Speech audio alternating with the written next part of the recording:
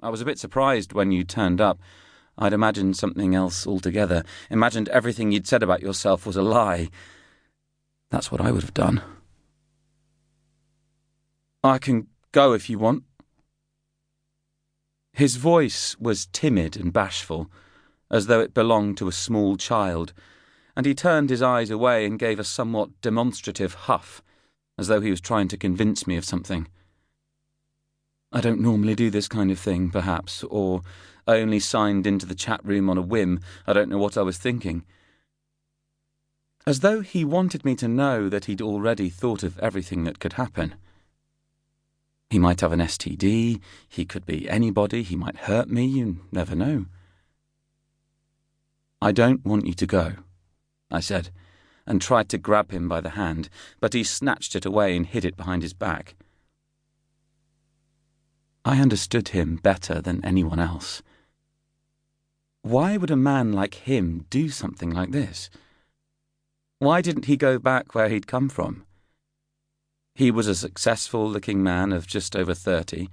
He had combed his hair back, and his handsome, angular face appeared from the folds of his scarf and coat collar in such a way that he could have had anyone. He could walk into any room and choose whomever pleased him the most. He took off his shiny new leather shoes and expensive-looking coat and hung it on the rack. His clothes smelled clean.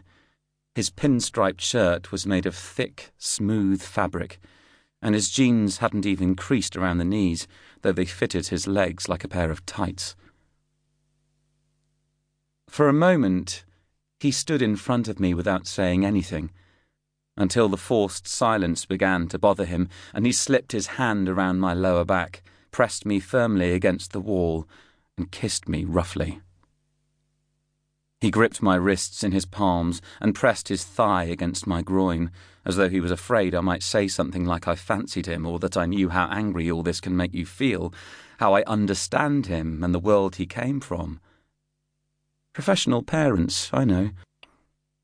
You can't tell them you like men. Oh, I know. It's not the kind of thing you just tell people. I hate this too. All of it. I wanted to tell him. Ask him how we ended up here and why it has to be like this. But that's not something to say to a remorseful man, because loathing is so much stronger than anger. You can give in to anger. You can get over it or let it take over your life, but loathing works in a different way.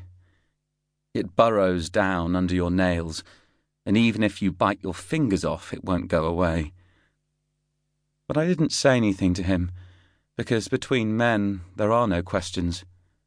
There's no abuse, no reasoning.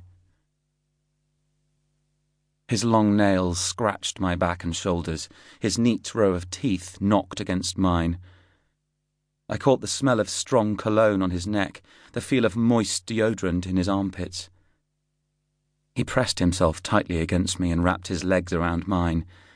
His muscular thighs squeezed at my sides, and there was a sense of determination in his rounded shoulders. How beautiful he is, I thought for a moment, and how lucky I am that he's come.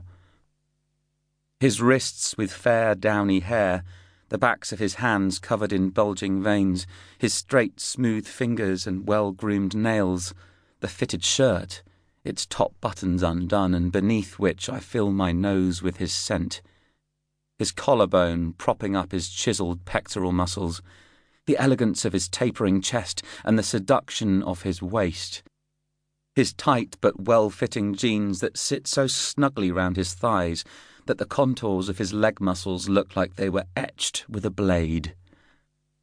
I thought, how perfect a man can be. He kissed my neck in the dark hallway, and though nobody could see us, though we could barely see each other, I started to see him differently as he slid a warm hand beneath my shirt. I wanted to believe that I could let go of my inhibitions because ultimately we're all animals. We can't do anything about it. It's what we're programmed to do. And judging by the strength of his grasp and his short, agitated breathing, he thought so too.